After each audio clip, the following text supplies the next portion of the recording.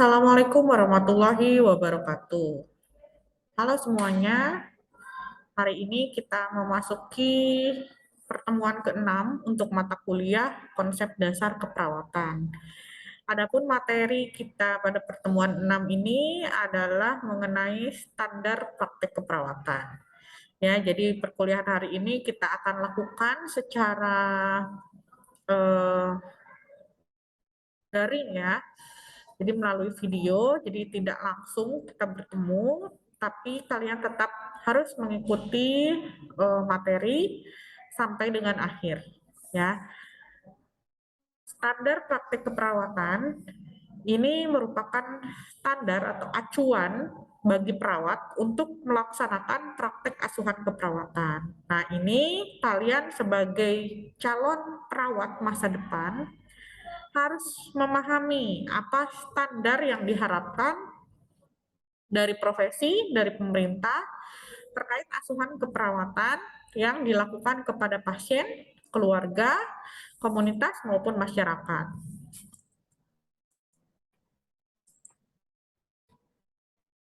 Ini latar belakangnya. Perawat memiliki sebuah organisasi profesi yang kita sebut sebagai PPNI ya. PPNI ini Persatuan Perawat Nasional Indonesia merupakan organisasi profesi suara perawat nasional yang mempunyai tanggung jawab utama yaitu melindungi masyarakat atau publik. Juga melindungi profesi keperawatan dan praktisi perawat itu sendiri. Nah, praktek keperawatan ini ditentukan dalam standar organisasi profesi dan sistem pengaturan serta pengendaliannya melalui Perundang-undangan Keperawatan atau Nursing Act. Ya, dimanapun perawat itu bekerja. Ini dari PPNI tahun 2000. Nah, tadi kita lihat judul utamanya adalah standar praktik perawat ya. Perawat ini adalah profesi, jadi ada istilah standar profesi. Apa itu standar profesi? Ya, menurut Alice Harley tahun 80, standar profesi itu adalah pedoman yang harus dipergunakan sebagai petunjuk dalam menjalankan profesi secara baik. Ya, perawat adalah orang yang mengasuh, merawat, melindungi orang yang sakit, orang yang luka, dan usia lanjut. Ada juga definisi lain bahwa standar profesi adalah batasan kemampuan, ya, knowledge, skill, dan professional attitude, ya, standar minimal ya, yang harus dikuasai oleh seorang perawat untuk dapat melakukan kegiatan profesionalnya pada masyarakat secara mandiri. Nah, peran perawat apa? Peran perawat itu adalah menjaga pasien, mempertahankan kondisi terbaiknya terhadap masalah kesehatan yang menimpa dirinya. Ya, ini menurut Florence Nightingale. Nah, mengapa sih harus ada standar? Standar ini diperlukan untuk meningkatkan, menuntun, ya, dan mengarahkan praktik keperawatan profesional. Praktik keperawatan sendiri didefinisikan sebagai pelayanan kesehatan yang memerlukan penerapan pengetahuan dan keterampilan keperawatan profesional yang meliputi meningkatkan, mempertahankan, dan mengembalikan kesehatan publik. Yang kedua, mengajarkan teori atau praktik keperawatan. Yang ketiga, melakukan konseling terhadap pasien dalam rangka perawatan kesehatan. Dan yang keempat, mengkoordinasikan pelayanan kesehatan. Nah, keperawatan sebagai profesi ya, kita sudah bahas di pertemuan sebelumnya ya, kita sepakat juga bahwa keperawatan itu profesi. Apa itu profesi? Profesi itu adalah pekerjaan yang ditunjukkan untuk kepentingan masyarakat dan bukan untuk kepentingan golongan atau kelompok tertentu. Profesi ini sangat mementingkan kesejahteraan orang lain. Dalam konteks bahasan ini konsumen sebagai penerima jasa pelayanan keperawatan profesional. Nah, ketetapan dan peraturan yang mengatur tentang profesi perawat sendiri ada pada Undang-Undang Kesehatan Nomor 32 Tahun 92 yang menyebutkan bahwa Pertama, penyembuhan dan atau perawatan dapat dilakukan berdasarkan ilmu kedokteran dan ilmu keperawatan atau cara lain yang dapat dipertanggungjawabkan. Ini ada di pasal 32 dan ayat 2. Jadi di undang-undang ini tertulis secara jelas bahwa yang bisa memberikan perawatan penyembuhan itu adalah ilmu kedokteran dan ilmu keperawatan. Ya, ini menunjukkan bahwa profesi kita diakui ada di undang-undang, ya. Kemudian yang kedua, pelaksanaan pengobatan dan atau perawatan berdasarkan ilmu kedokteran dan atau ilmu keperawatan hanya dapat dilakukan oleh tenaga kesehatan yang mempunyai keahlian dan kewenangan untuk itu. Nah, ini yang harus digarisbawahi bahwa selain ada keahlian, jago nih, saya pasang infus jago, pasang kateter jago, tapi harus punya kewenangan. Gitu ya. Jadi harus ada aspek legal atau keabsahan apa sih yang menunjukkan bahwa saya ini boleh melakukan tindakan gitu ya. Jadi ada aspek legalitasnya. Itu di pasal 4-nya. Kemudian di pasal 50 ayat 1 yang ketiga ya, bahwa tenaga kesehatan bertugas menyelenggarakan atau melakukan kegiatan kesehatan sesuai bidang keahlian dan atau kewenangan tenaga kesehatan yang bersangkutan. Nah, ini ada di dalam undang-undang bahwa undang-undang kesehatan ini sudah menjelaskan profesi perawat itu bisa melakukan pelaksanaan pengobatan atau perawatan ya, perawatan terutama karena pengobatan itu untuk ilmu kedokterannya. Nah, standar praktek keperawatan itu kenapa penting ya? Karena keperawatan itu sendiri adalah pelayanan profesional yang merupakan bagian integral dari pelayanan kesehatan. Jadi terintegrasi. Bidang kesehatan nggak akan jalan kalau nggak ada perawat. Gitu. Jadi perawat ini mengambil porsi yang cukup besar juga, yang memiliki andil dalam proses penyembuhan pasien. Kemudian pelayanan keperawatan juga merupakan salah satu faktor penentu baik buruknya citra rumah sakit. Jadi kalau perawatnya baik, baik juga rumah sakitnya ya. Sehingga perawat di sini memiliki andil yang besar untuk membangun citra institusi kesehatan ya. Nah, sehingga kualitas pelayanan keperawatan ini perlu dipertahankan, ditingkatkan dengan optimal. Nah, tetapi di lapangan ternyata banyak permasalahan yang terjadi. Di antaranya apa? Di antaranya pelayanan keperawatan ini belum mencapai kualitas yang diharapkan. Ya, berdasarkan hasil evaluasi dari Depkes bahwa peran dan fungsi perawat di daerah terpencil ini masih belum optimal. Ya, ada 56,1% yang melakukan asuhan keperawatan di dalam gedung. Jadi sisanya enggak.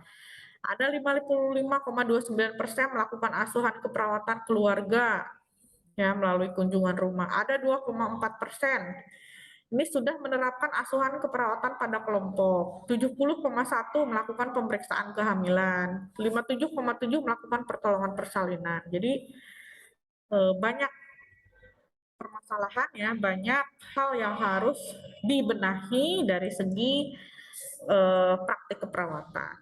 Nah, dilihat dari latar belakang pendidikan di puskesmas, itu 68,5% SPK. D3-nya 31%, S1-nya masih sedikit. Ya, sementara profesionalisme perawat itu dilihat dari tingkat pendidikannya juga. Nah, di rumah sakit bagaimana? Di rumah sakit D3 lebih banyak, ya, SPK 35,9 masih ada ternyata. Dan ini mereka sudah menyalahi ketentuan ya, karena sebenarnya sekarang dari akreditasi rumah sakit mengharuskan perawat itu lebih banyak S1-nya ya dibanding dengan D3. Apalagi SPK sudah tidak boleh lagi ya. Oke, ini data dari Ditjen Pelayanan Medik ya. Nah, kemudian data lainnya bahwa perawat yang melaksanakan kegiatan lain di luar fungsinya masih ada 92,6% perawat melakukan atau menetapkan diagnosis penyakit. Ada 93,1% meresepkan obat, 97,1 melakukan tindakan pengobatan, ya baik di dalam maupun luar gedung puskesmas. Ada 78,8% melaksanakan tugas kebersihan. Nah, ini miris sekali ya, padahal tidak sesuai dengan tupoksi perawat. 63,6% melaksanakan tugas administrasi sebagai bendahara puskesmas. Nah, ini juga sudah di luar gitu. Jadi ternyata di lapangan profesi perawat ini menjalankan tugas yang bukan seharusnya, ya, tidak sesuai dengan standarnya, sehingga dibutuhkan standar praktik keperawatan. Apa itu standar praktik keperawatan? Ini adalah suatu deskriptif yang menguraikan penampilan kerja yang dapat diukur melalui kualitas, struktur, proses, dan hasil. Ya, jadi harus ada deskriptif yang jelas. Apa sih tugasnya, targetnya secara kualitas dan kuantitasnya seperti apa, hasilnya seperti apa. Nah, standar praktek keperawatan ini ada 6 standar, ya. Standar pertama adalah standar pengkajian, di mana tugas perawat adalah mengumpulkan data tentang status kesehatan klien. Pengkajian ini banyak dilakukannya ya. Pertama, anamnesa, ya, wawancara mengenai keluhan pasiennya, melakukan pemeriksaan fisik, ya, pemeriksaan fisik baik itu head to toe maupun sistem by system. Ya, kalau head to toe berarti dari atas kepala sampai dengan organ genitalia. Kalau misalnya pemeriksaan head to toe berarti by system, pemeriksaan sistem itu by system, ya, sistem kardio dulu, respirasi, dan dilanjutkan dengan sistem-sistem yang lainnya. Pun dengan hasil pemeriksaan atau hasil penunjang laboratorium yang bisa didapatkan, ya, itu juga termasuk ke dalam data pengkajian. Jadi pengkajian itu boleh kita dapatkan berdasarkan data primer, data sekunder. Nah, ini jadi pasien masuk itu kaji dulu, identifikasi terlebih dahulu apa masalahnya, ya. Baru setelah pengkajian dikumpulkan dengan lengkap, masuk ke proses yang kedua, yaitu diagnosis atau diagnosa. Nah, setelah perawat mengkaji tadi data-datanya, tentukan diagnosis keperawatannya apa. Jadi kita tidak terfokus pada diagnosis medis, tapi kita fokuskan pada diagnosis keperawatan. Ya, untuk menegakkan diagnosis keperawatan, kita lihat ke buku SDKI, Standar Diagnosis Keperawatan Indonesia. Di SDKI kita cek apa sih definisi diagnosisnya, apa data mayor minornya apa yang menunjang diangkatnya diagnosis tersebut, ya. Lalu setelah itu prioritaskan mana data yang prioritas, ya. Nah, setelah itu standar 3, identifikasi hasil, ukur secara individual pada klien. Nah, kemudian standar 4, perencanaan. Ya, perawat menulis perencanaan untuk mencapai hasil yang diharapkan. Untuk menentukan perencanaan ini lihat ke SIKI, Standar Intervensi Keperawatan Indonesia. Tentukan, apalagi perawat S1 ya, yang harus membuat nursing care plan.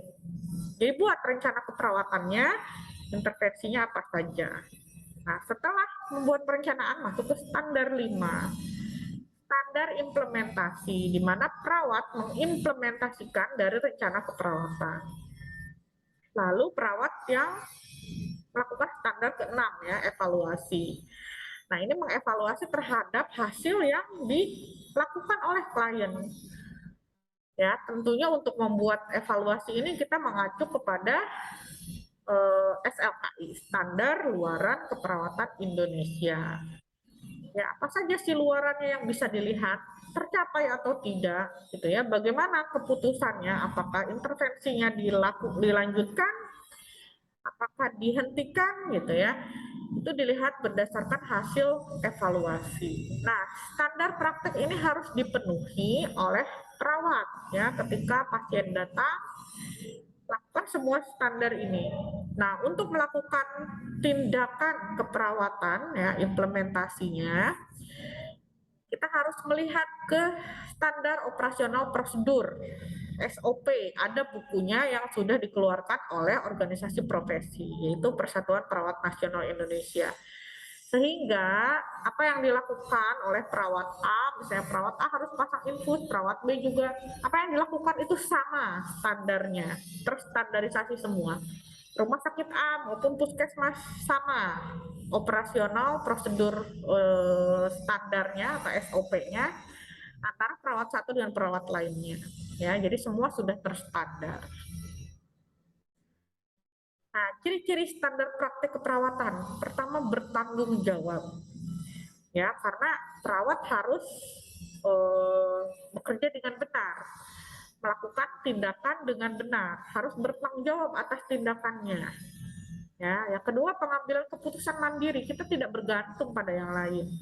Kita mengambil keputusan berdasarkan hasil pengkajian yang dilakukan, hasil pertimbangan yang sudah kita pikir matang-matang, gitu ya.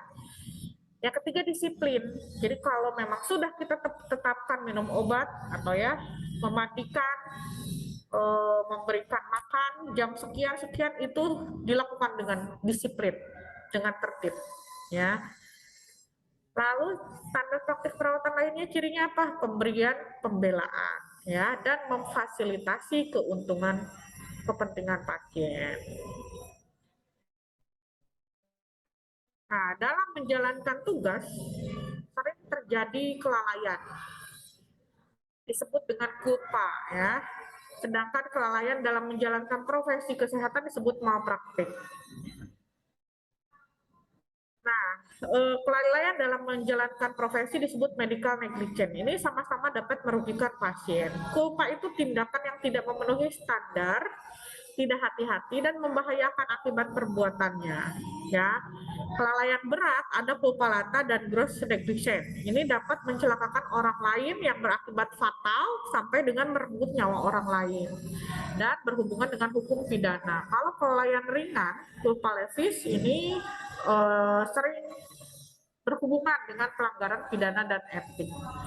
Sehingga perawat dalam melaksanakan kerjanya harus selalu mematuhi SOP, standar praktik perawatan agar terhindar dari hal-hal yang bersifat kelalaian, ya.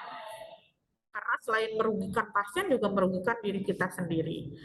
Jangan sampai ternyata tindakan kita ini termasuk ke dalam kulpa atau termasuk ke dalam malpraktik.